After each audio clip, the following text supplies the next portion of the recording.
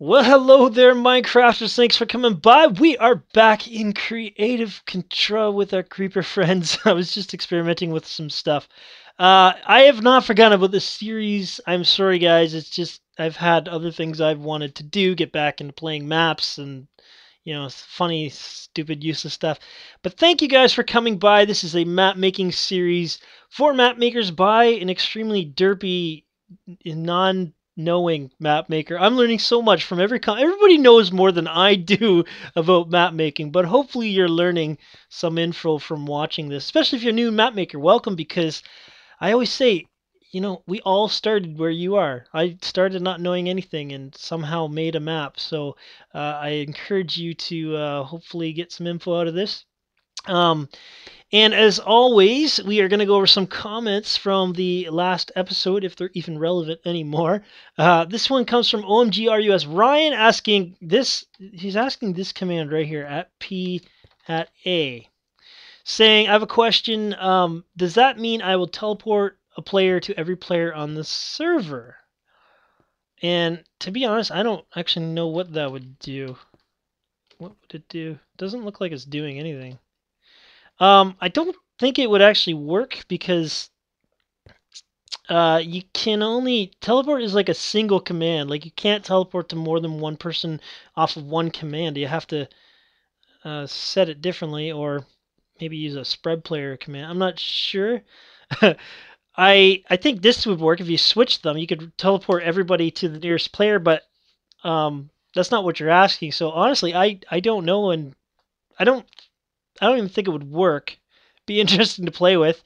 Basically, the way it works is your command goes first, and then the next one, first one that comes out, in this case A or P, what you had before, that's what the command is going to affect. And then the last one is once player's been uh, the player's been selected, that's where basically it's going to go. So you could put your name and then your friend's name if you want to teleport that or whatever. I don't know. I had three creepers. So unfortunately, I honestly have no idea. But good question. um, Next question comes from Arwood Lundin. I don't know. Maybe that's Swedish. Uh, Now this one says, how long can a fill clock be? Can it be 5 by 5 instead of 5.1, 5 by 1? As you can see, here's a fill clock that I think is 5 by 1. 2, 3, 4, 5. Yeah. You can do it. Like you can do. Well, let's see. Let's make one. Let's make one. First of all, before we get into making one, hopefully I can do this pretty quick. I'm going to show you a few tricks that I learned making maps. First of all, if you have nothing in your inventory and you press the middle mouse button on a block in creative, you will get that block right there. So you'll see I have a blank command block. If I do it on clay, I'll get clay, quartz, I'll get quartz. And you press the middle block on something you already have in your hotbar, it'll select what it is. Now, you'll notice it has commands in it. We call that MBT. I don't know what it actually stands for. But if you hold control over top of any square here, let's do it over top of like a block of quartz, and you press the middle mouse button, it will replace that block with that command block that already has that that MBT data attached to it. This works with custom skulls, it works with signs, and then you can place it down. You'll see I now have that in there. So you can, as long as you select over something, if I do a blank space, I press it with control, I've got that there.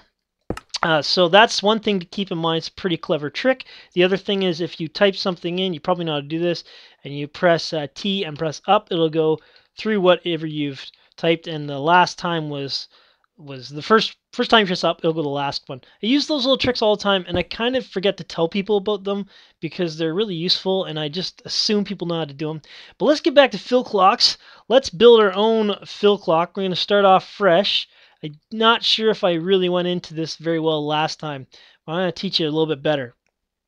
Here we go. We're going to give ourselves at P a command. Now, if I press CO and I hit tab, it's going to auto grab that thing. So now it's saying Minecraft, which is just the generic term for blocks.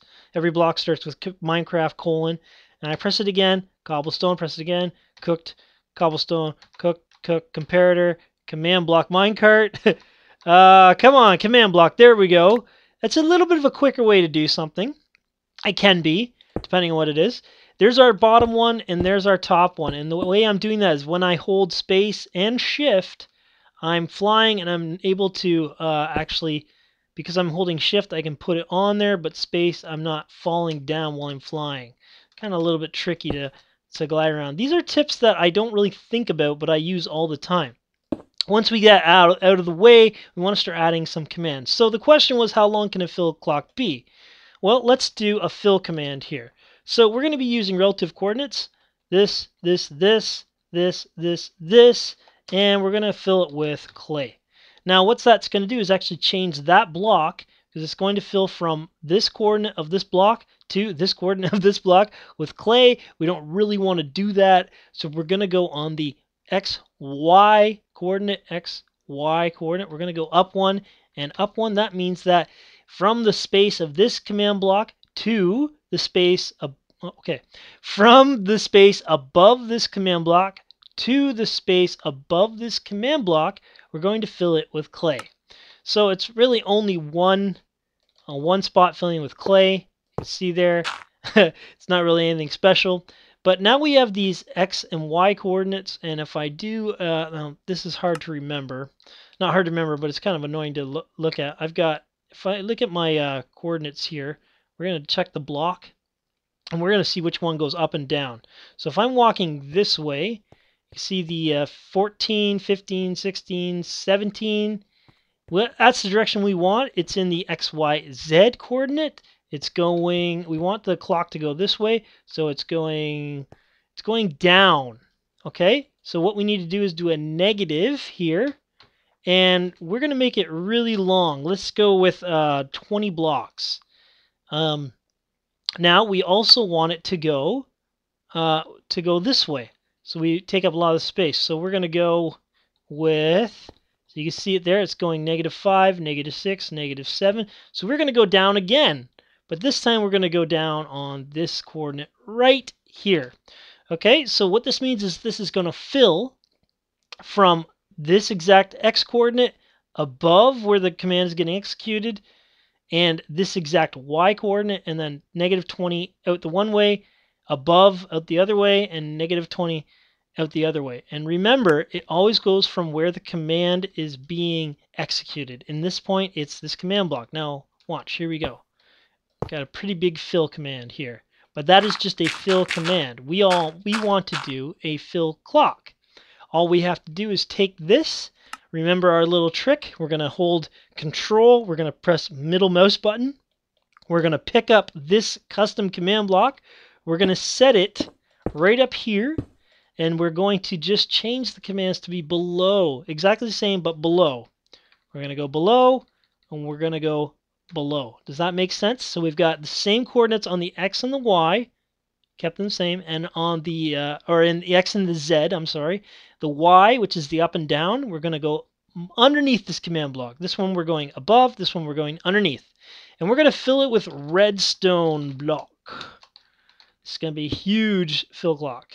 Here we go. There we go. We have, and I can already see, is it dropping the frames? Yeah, we're down to 30 frames. So it's already lagging a little bit. If I do a, whoa, that's bad. Don't do that. No, don't. Okay, so you can see it's doing a command here. Oh, that was bad. That was bad. Let's do a say hi command. And then we'll put one, we don't want to have that command. Remember what I said? If we just middle mouse click over top of one that has a command, we won't keep it. We'll just take a generic button that's got no command in it. We're going to put one over here, and we're going to say goodbye. So now you can see they're both executing, they're both they're constantly going. So if I just type something like in here, boom, there it goes. So that is your fill clock can be as big as you want it. The reason, the reason that I do them in strips, and a lot of people do them in strips as one. This is a little bit laggier. It's not super laggier. I mean, the bigger it is, the more blocks you're placing, which means it's updating more stuff. But it's only updating one block, I believe. It's my theory. I think it is, but I've been proven wrong before. But the reason I like putting them in strips, if we do that, all we have to go is change this -20. And then we need to change... Oh, actually, we need one -20 is what we do, I think. Is it this one? It is the wrong one I didn't want. Well, we'll work with that. We'll work with that. So -20 on the first one. -20. There we go. So we now have this command. The reason I like that is because you can put command blocks on all sides. So you kind of save a lot of room because look, you can even put it underneath. So except for the clock commands, you can have almost 4. Is it 4? You can have 3 more sides filled rather than just a massive spot like that. And that's a little bit of a reason why we do it in strips. The last thing I want to go, well, we're kind of recapping this fill clock thing. I want to show you a cool little trick that came out recently. I think it was available in 1.8. But if you want to fill this and that, let's go all the way over there. I'm surprised a lot of people don't know about this.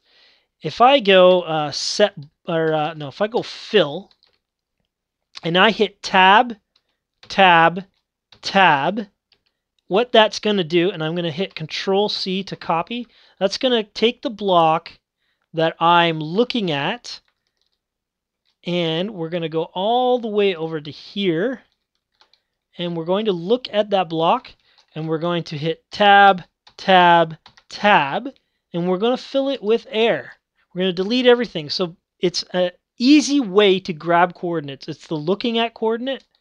We press enter, and boom, it's gone. We have a clean, our clean quartz pad again. So those little tricks there, I hope, are pretty... Oh, I guess did I delete that one? Those little tricks there I use all the time. Hopefully they will help you. Now, I wanted to go over... I've got to check how much time we have. But I wanted to go over some selectors, and basically we're going to be talking about tagging mobs using the Scoreboard system. I think it's some really good information. It's what I use scoreboards for the most, not actually to calculate scores, so to speak, but to tag certain mobs or players so we can do stuff to them, play around with them. So let's talk about that in a second here. All right, guys, here we are. We're ready for some experimenting. That's what I love to do, especially with mobs. Today we're going to be working with zombies. They were so gracious to offer their services. So we're going to summon a zombie here. Let me show you what's happening. Equipment is 0. We've got a diamond in the head block just to prevent it from burning in the daylight. That's a little trick Jesper taught me. I think you put anything in their head block, anything there will stop them from burning. We're not going to allow it to be a baby, and no AI tag is an amazing little addition. I think Sarge came up with it. Basically, it lets me make the mob be my slave. So there's a diamond in there. You can't see it. Maybe because it's smaller. I'm not sure. Anyway, it makes it so it looks like they don't have anything. There's our friend zombie. We can hit him. He won't do anything. Won't attack me, even if I'm in adventure mode. Nothing. Yeah, nothing. Hey, how's it going? So no AI is very powerful. We can do whatever we want with them. I also have this setup, which we'll talk about in a minute. And I have a teleport command over here. You can see we're going to teleport the zombie. So at the entity, we're going to teleport. It's going to affect that. And we've got these same coordinates except on the z-axis. So we see here, if I hit F3, you'll see I'm going up in the Z. So you can see right here on block 12. Move up, goes 13, 14, 15, 16. We're going to go up. We're going to let him go up. We're going to go up 0.05 of a block. And then we're going to hit 30, and that is how to make their head turn, actually. It's kind of funny that way. So you can see here, if I get rid of this redstone block. Look at, there he goes. He's looking down because of that 30 at 30 degrees, and he's going to go over that block. Now that block is going to be important later, but I just wanted to show you that. So if I eliminate that there, he's still got no AI. He's frozen in place. Hello. I use this a lot, and they have a little bit of movement there too. That's just animation. The next thing I'm going to teach you about is entity data. It's really powerful. It's probably the most powerful command dealing with mobs, and it's called entity data. I'm going to select the zombie equals zombie, and then I'm going to hit 2 curly brackets. Basically, we're going to tell Minecraft we're not going to do anything to that mob, but in turn, Minecraft says, well, it didn't change, but I'll tell you what that mob has about it.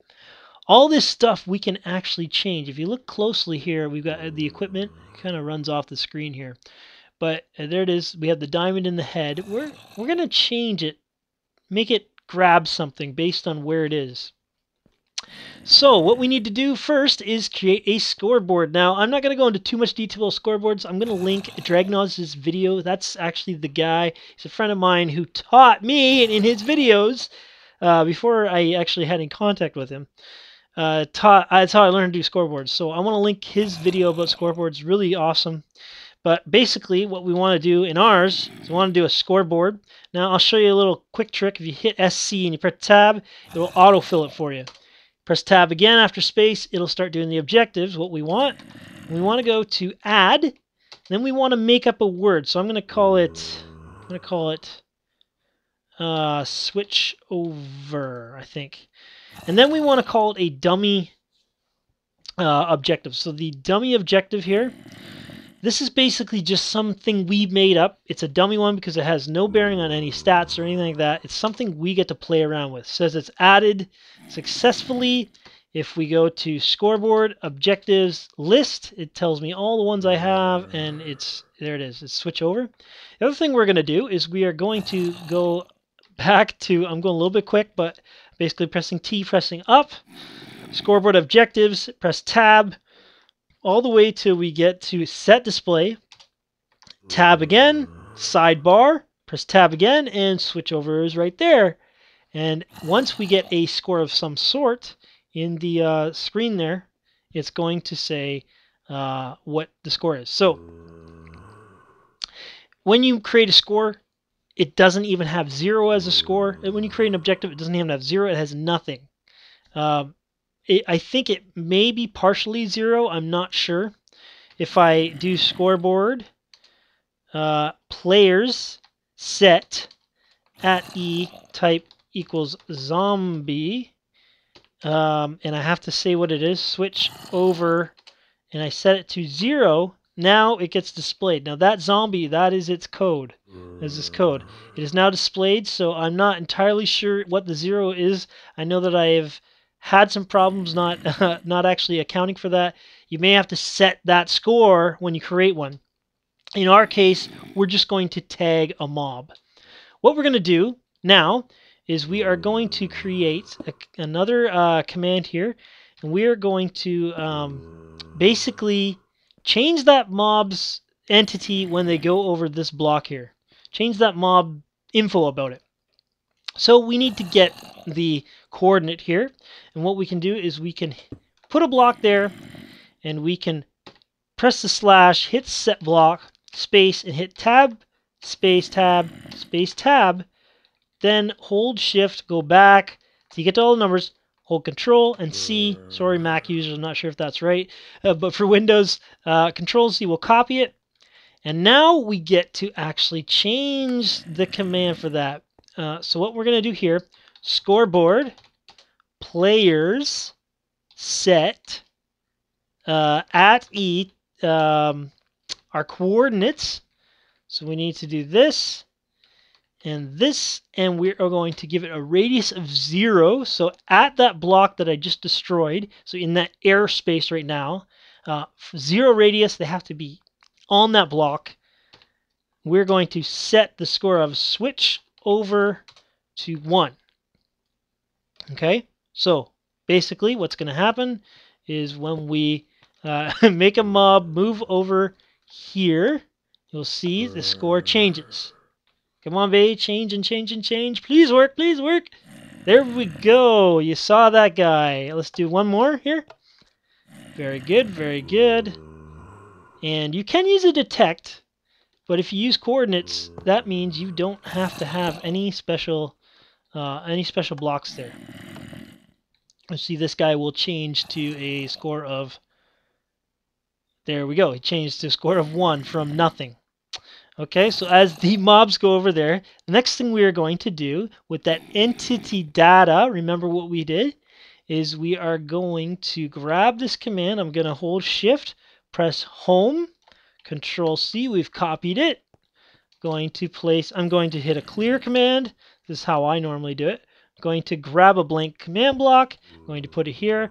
I'm going to not summon the zombie, but I am going to entity, I don't know why I have wrong, data, entity data, at E, score, underscore, switch over, minimum equals 1, and we are going to close it. And then what we are going to do is we are going to change the equipment tag. So we need to, this is why I copied over, so it's easier to understand. We're going to make it a baby for 1. I'm going to make it a baby. We are going to, let's give it AI. So let's put false on there. And we are going to put, I'm not sure what the first slot is, I think the hand, but let's give it a, what is it? Is a yellow flower, I think, I believe, I hope. If it's not, I may be wrong. Oh, and there they go. There they go. They just flew off the edge. Okay, so now we are going to teleport this mob, and watch, when he gets over that spot, he will, there he goes. Changed to a baby holding a yellow flower, and he is he's so cute, and he's going to walk right over the edge there. Come on, buddy. Now, because he doesn't have, there he goes. He can actually kind of fight it. He can fight it. And what we can do is with the, he's going back. Bye. What we can do is we can could I do that? Let's try it. Score type equals zombie, and score underscore switch over, and let's say equals 0. I think that might work. This is where I'm not sure if 0 works or not. Aha! So he doesn't actually have a command of 0 yet. Doesn't have a command of 0. So we would have to actually set him as a command. So let's do scoreboard board players set at E type equals zombie, switch over 0, set, no, I've already done that, switch over 0. There, now he goes. So that you can see how 0 and nothing are actually different. He's going to switch there, and now that teleport does not include that he has to have that score, he's no longer being teleported. And let's actually look at that. Look at that. So I'm going to get rid of this guy first. Now I'm going to show you one more little thing just to prove how useful this could be. I am going to go into game mode survival. I'm going to hit this guy, and we're also going to do that other command here. Now I'm in survival mode. This zombie, I'm going to set my spawn point, guys. There we go. And you going to fight me? You are going to fight me. There you go. So there you have it. That is a little bit of an idea of how to tag certain mobs. Anything about that... Oh, you're going to get me. Let's go into creative mode, dummy. Anything about this entity data at E type equals zombie, and then these, anything about in here, you can basically change about that zombie if it's a possibility to be changed. Some things like I don't think riding works with it, but we could make it. We could make it turn into a villager. Is villager true? There are all these little tags here. Could do that. Okay, let's set another one here just to test this out. This is where the fun comes in.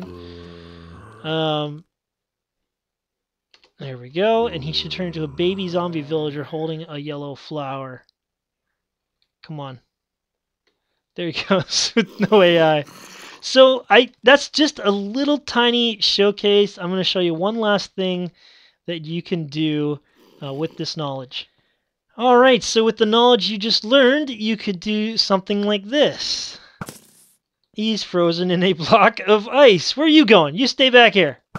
And you are frozen in a block of ice. And you have some nice sparkly effects. And one of my personal favorites here, this little derpy. I could summon an Ender Dragon. And then I could just... Where are you going? Where are you going? Get back here. Now you're stuck. You're frozen in the sky, buddy. You're a little bit derpy there. But yeah, with that knowledge, you could kind of pull something off like that. You need to do the scoreboards. But thanks for watching so much, guys. I hope you enjoyed this episode of Creative Control, and I hope to get the next one out a little earlier than this last time. But enjoy your Minecrafting. I hope that helped you again, and we'll see you next time.